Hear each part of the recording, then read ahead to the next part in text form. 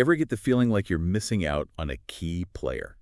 Someone whose work is like uh, the hidden wiring behind some of the biggest ideas in philosophy and psychology, but their name doesn't exactly ring a bell? I know exactly what you mean. That's Carl Stumpf for me. I mean, this guy's work is this like a crazy bridge, right? Yeah. It connects philosophy, obviously, but also psychology and even, you won't believe this, musicology. No kidding. The connections are wild. They go straight to the core of phenomenology and like the very birth of Gestalt psychology. It's like we're about to get a sneak peek behind the scenes of how these huge philosophical and psychological concepts, the ones we're still wrestling with today, were first being forged. Exactly. And for anyone out there who's deep into philosophy, understanding Stumpf is like essential if you want to grasp how thought evolved in the early 20th century. He wasn't just some footnote. He was a major player. Oh, yeah. Just think about this. Okay. Husserl, one of the giants of phenomenology, right?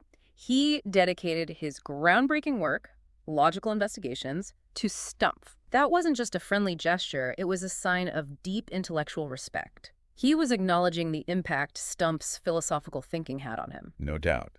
And his influence doesn't stop there. This is the man who founded the Berlin Institute of Psychology. Mm-hmm. Ring any bells? Mm-hmm. That's where Gestalt psychology, with all those big names, Kohler, Kafka, Wertheimer, Lewin, took off. All Stumpf's students. Exactly. And as if that wasn't enough, he set up the Phonogram Archive in Berlin, a UNESCO World Heritage Site now, so he was a pioneer in ethnomusicology too. Incredible. And academically. His career, it took him through all the prestigious German universities, Göttingen, Würzburg, Prague, Munich, Halle, and finally Berlin, where he even became the rector. The scope of his influence is seriously impressive. You said it. And for anyone tracing the lineage of ideas in philosophy, you have to look at Stumpf's intellectual roots. Right. His first teacher, Franz Brentano, had a profound impact on him, especially with his empirical approach to psychology. And then there's Hermann Lotz, who supervised both Stumpf's doctorate and habilitation. So these two figures, representing different but related philosophical traditions, really shaped Stumpf's unique perspective. So we've got Brentano and Lotze. Got it. And if anyone's still not convinced about how important this guy was, listen to this. William James himself, in his Principles of Psychology, called Stumpf the most philosophical and profound of all writers. Wow. He even admitted, I owe him much. That's huge praise coming from one of the founders of modern psychology. That quote from James really highlights the high regard in which Stumpf was held by his contemporaries. Totally. It should really underscore for anyone listening just how deep and intellectually rigorous his contributions were to philosophy and all those related fields. Okay, so that's our mission for this deep dive. We're going deep into the mind of Carl Stumpf. We're going to be digging into his writings to find some of the most intriguing ideas, Yes. the ones that are still relevant to philosophical inquiry today, especially for someone who's grappling with those fundamental philosophical questions. Absolutely. We're talking about his unique perspective on the nature of the mind, the foundation of knowledge, and even the structure of our experience. Get ready for some aha moments, because we're about to explore the lasting significance of this often overlooked giant. Okay, let's start at the beginning. Where did this philosophical journey begin? Let's unpack his early influences. Well, as we said, Franz Brentano was Stumpf's first teacher, and he was the one who had the biggest impact. Brentano's empirical psychology, his systematic classification of mental phenomena based on observation and experience really left a mark. Yeah. Stumpf himself acknowledged this influence all the time. And what's interesting, especially from a philosophical point of view, is the ongoing debate about how closely Stumpf actually stuck to Brentano's ideas throughout his career. I see. Some people say he followed them very closely, while others point out that his thinking gradually diverged from Brentano's. Oh, interesting. So it wasn't just a simple case of the student copying the master. No, not at all. Their intellectual relationship was much more dynamic than that. And we also have to factor in Hermann Lotze. Right. His influence on Stumpf may not be as obvious as Brentano's, but it was definitely there. Okay. For example, Lotze's theory of local signs had a direct influence on Stumpf's work on space perception. Got it. That was a central theme in his Rum book, a book he dedicated to Lotze. This book really delves into that long-running philosophical debate between nativism and empiricism Right. about how we perceive spatial relations, a debate that was also heavily influenced by Helmholtz's physiological research. But Lotze's impact wasn't limited to this one area. Stumpf considered Lotze to be a symbol of the Renaissance of philosophy in the mid-19th century, Hmm. which suggests they were philosophically aligned on a broader level. Okay, so from these two big influences, Brentano and Lotze, Stumpf started to develop his own take on the history of philosophy. Exactly. He had this inherited passion for the history of philosophical thought. But he didn't just rehash the old stories. He took Brentano's idea of distinct phases in philosophy and created his own philosophy of history. Interesting. This framework then shaped his analysis of 19th century philosophy. He particularly focused on the tension he saw between the dominant Kantian tradition, with its emphasis on a priori structures, and what he called Erfahrungsphilosophy, the philosophy of experience. Right, right.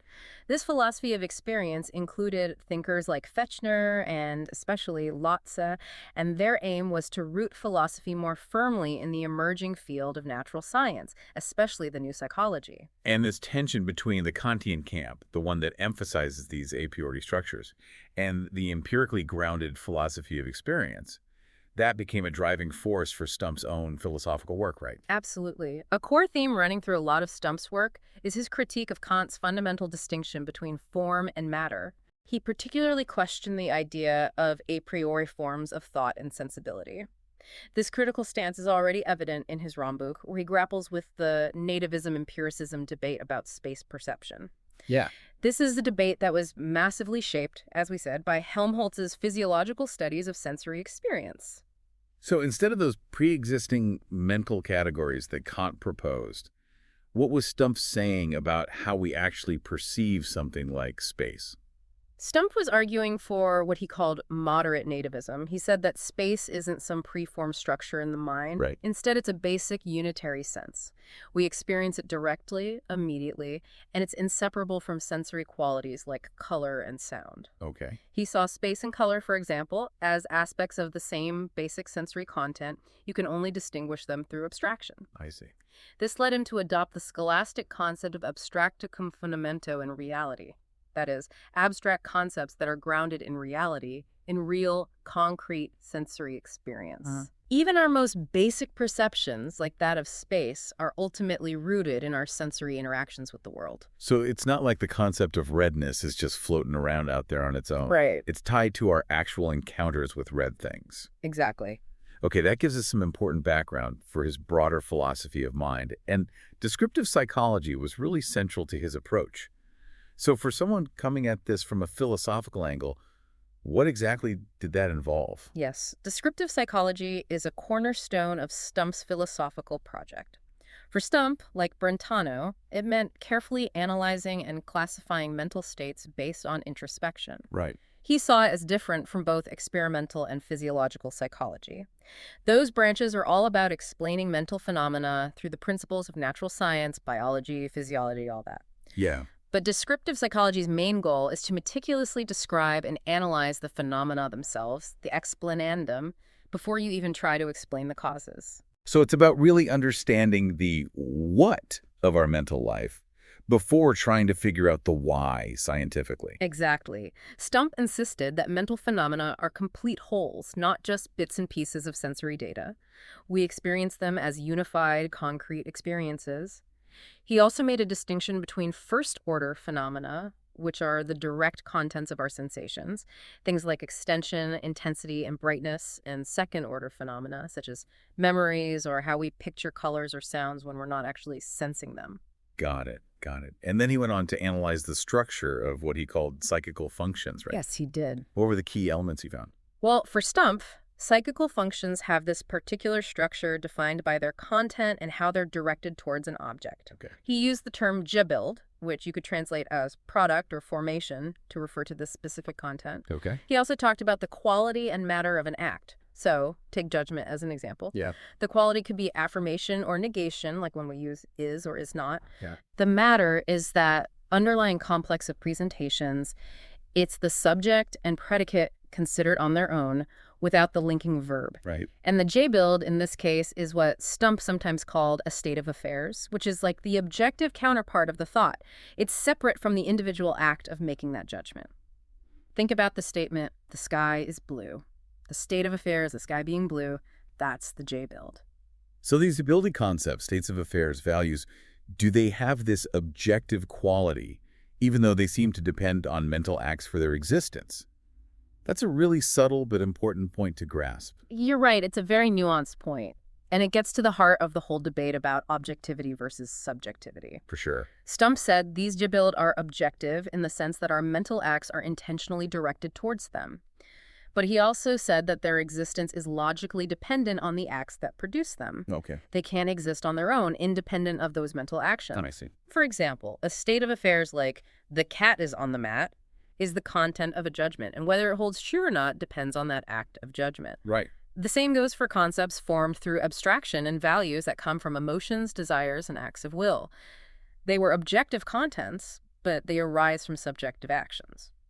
So how did he classify these various mental acts or psychical functions in his philosophical system? He based his classification on a fundamental difference between what he called intellectual and emotional functions. Okay. The intellectual ones cover everything from basic perception to those complex acts of judgment and reasoning. And sense perception was really important for him because it gives us the most direct access to those first-order phenomena, the raw sensory data that forms the basis for all our other mental activity.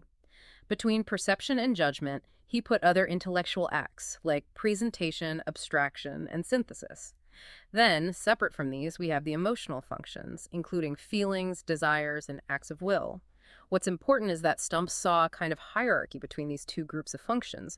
He argued that the emotional functions need the lower-level intellectual functions to exist. They build on them. So, for example, our emotions are often directed at things we've already perceived and judged to be true. Exactly. That hierarchical view makes sense. And he had a specific theory about emotions, right? Which I understand caused some interesting debate in the philosophical world at the time, especially with Brentano. That's right. Stumpf made a crucial distinction between the sense feelings, like physical pleasure or pain, which he considered to be just sensory qualities like experiencing sound or color, and intentional emotions such as joy, sadness, or anger. Okay. These emotions are directed towards particular states of affairs. Right. The main point of disagreement with Brentano and with thinkers like James and Mach was whether the pleasure we get from things like art is primarily intentional, as Brentano thought, Right. or if it's more basically phenomenal. It's a sensory quality in itself. Interesting. Stumpf sided with the view that emotions are essentially intentional and involve making a judgment about a particular state of affairs. He argued that emotions are inherently evaluative, meaning they reflect a positive or negative stance towards the content of a judgment. Okay. To illustrate, think about jealousy. Stumpf described it as a negative evaluation of a situation where someone else has something you want but don't have, and you believe the situation to be real. Okay. So for Stumpf, emotions aren't just raw, undirected feelings. They're woven together with our beliefs and how we assess the world around us. Okay. So we've laid out Stumpf's groundwork on the mind. How did this feed into his understanding of the different branches of knowledge, his classification of sciences? That's going to be interesting from a philosophical perspective, especially in terms of epistemology and metaphysics. Right. Stumpf's classification of the sciences starts with Brentano's fundamental distinction between physical phenomena, which are the contents of our sensory experience, and mental phenomena, which are our psychical functions. Got it. And we access those through internal perception. Right. This basic division broadly divides the sciences into natural sciences. Okay. These are grounded in the phenomena we perceive externally, like physics, and the human sciences, the Geisteswissenschaften. These include things like ethics and aesthetics, which are closely tied to our mental functions, especially emotions and will. But he didn't think this simple division was enough, did he? He introduced the concept of neutral sciences.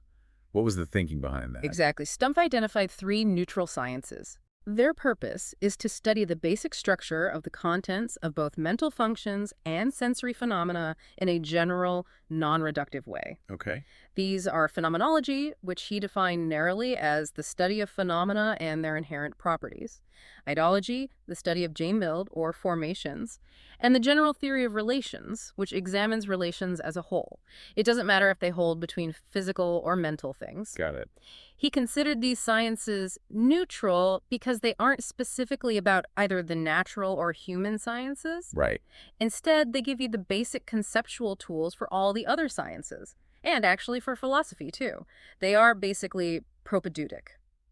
So his understanding of phenomenology wasn't the same as the more developed phenomenology we see later, the one that Student Husserl developed.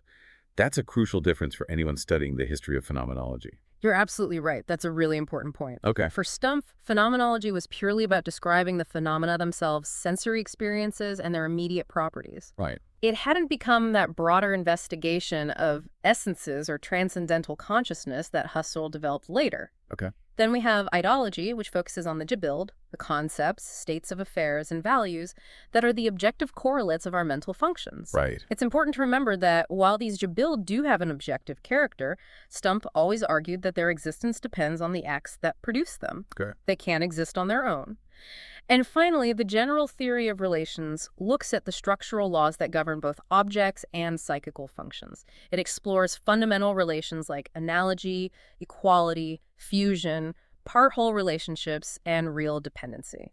And he explored this idea of fusion in detail in his Psychology of Sound, right? Yes. How did this particular idea fit into his broader theory of relations and his philosophical explanation of experience? So, for Stumpf, fusion describes a specific type of relation. It's where two or more phenomena, sensory contents, don't just add up to a sum. They form a genuine new whole.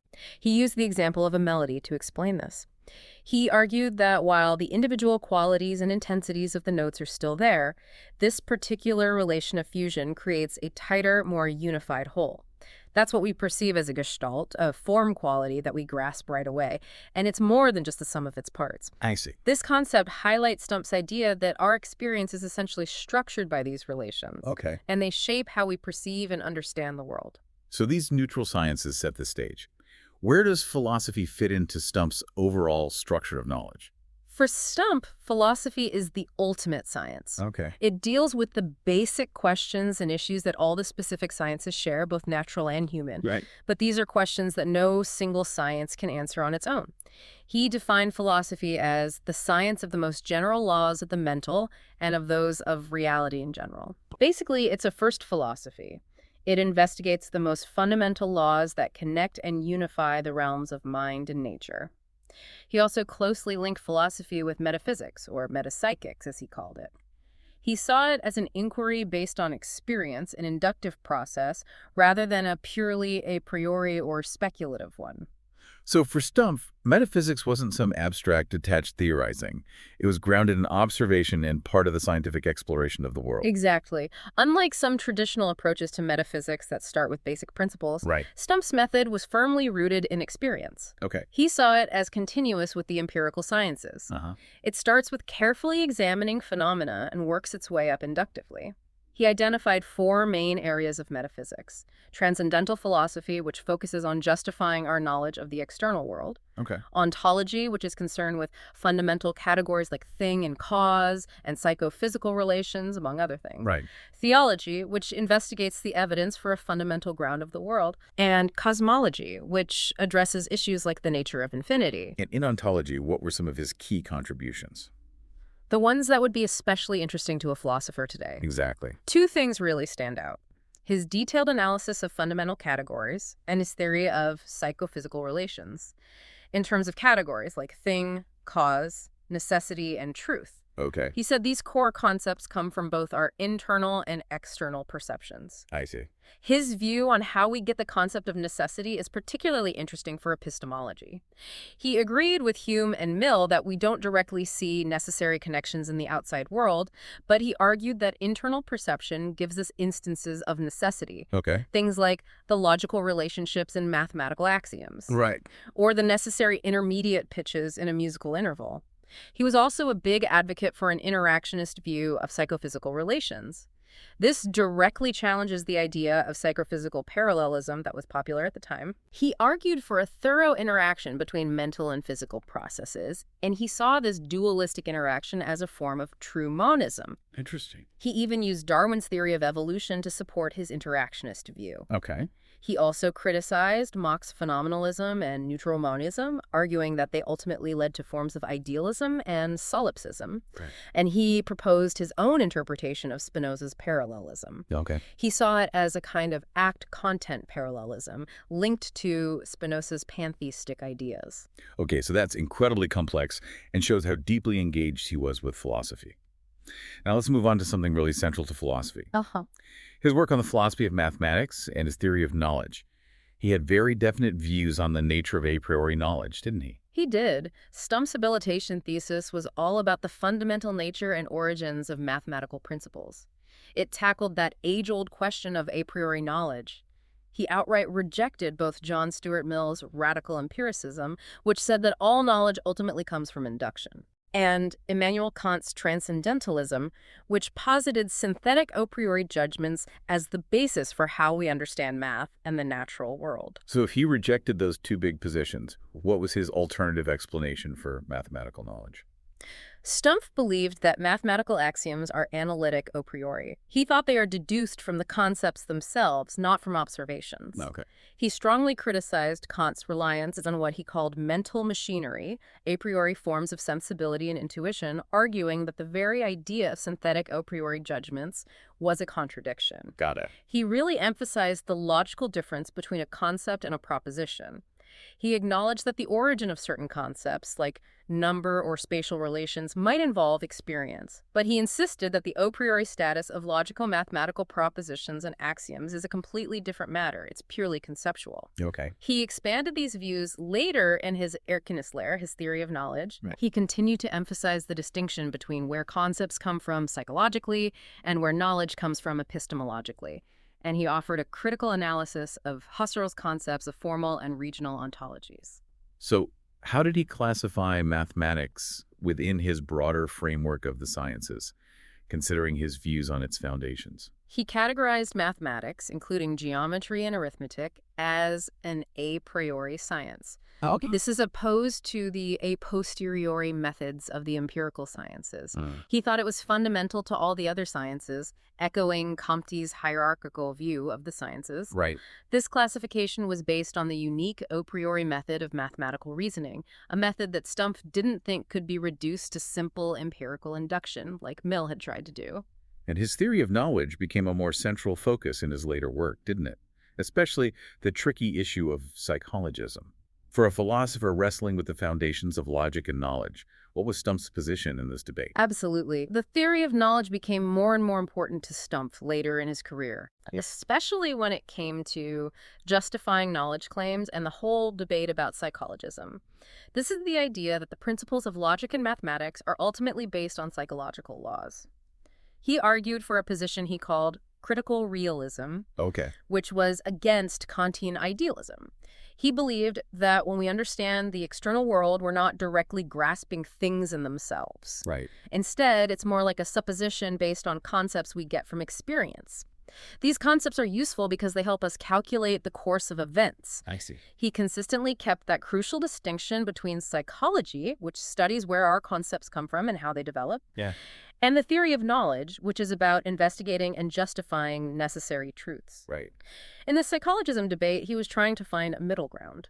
He rejected both Kant's complete separation of epistemology from psychology and the radical reduction of all philosophical inquiry to psychological explanations.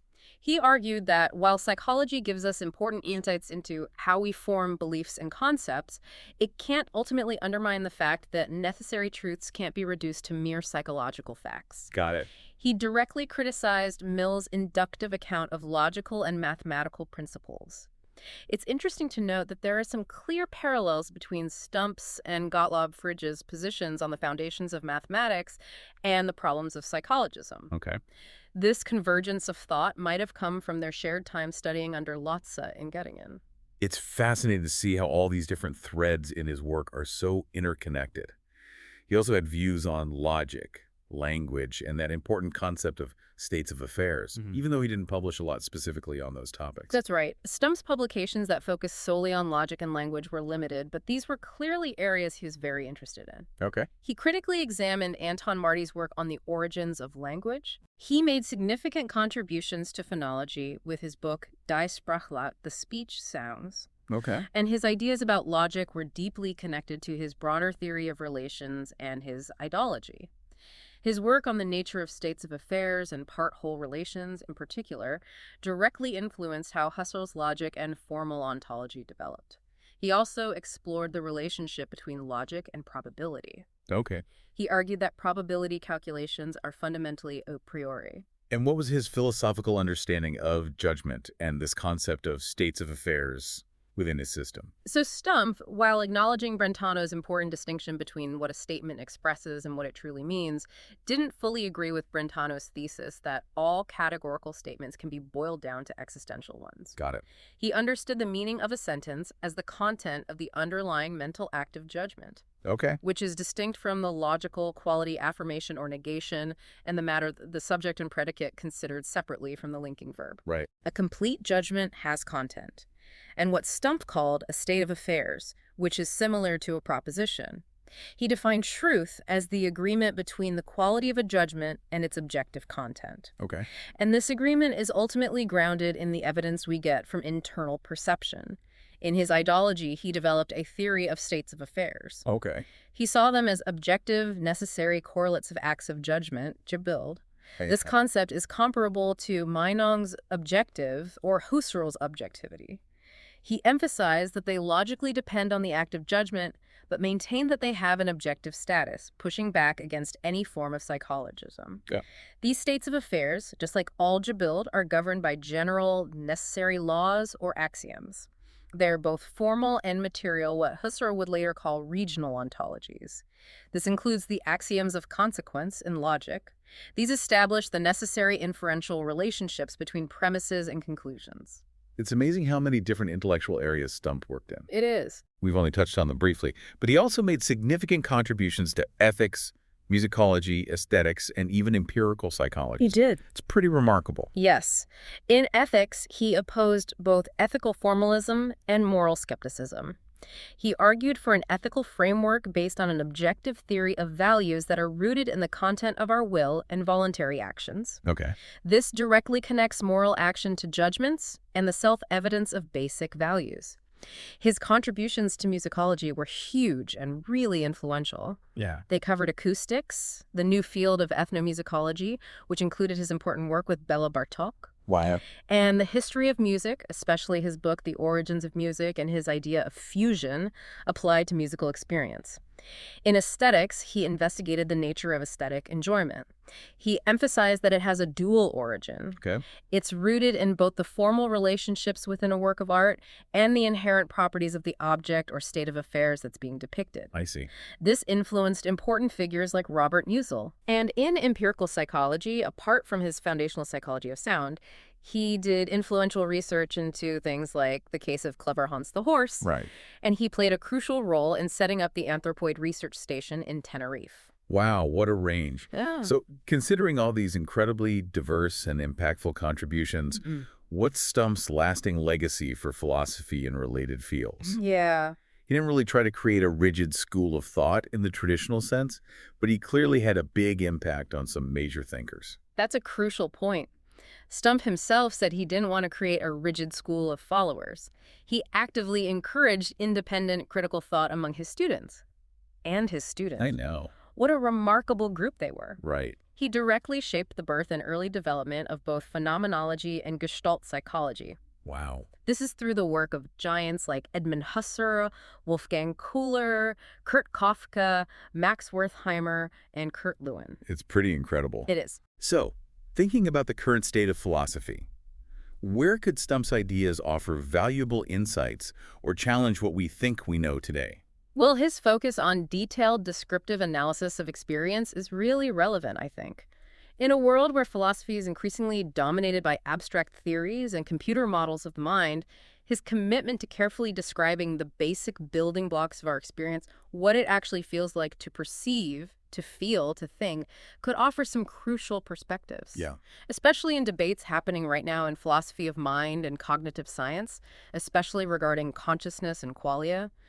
His nuanced view of how experience and knowledge work together could also give us new insights into discussions about epistemology, the nature of representation, and even the very possibility of objective knowledge. Even in the philosophy of music, his pioneering work on fusion and where musical experience comes from is still a really important reference point. That's a powerful point. So to leave you with something to think about, here's a final thought. If we consider Carl Stumpf's careful attention to the founding contents of experience, those raw sensory elements like the qualities of sounds and colors, how might his approach challenge our dependence on purely computational models of the mind today? Right. Those models often seem to skip over or even ignore the richness and subjective nature of direct experience. Yeah. And if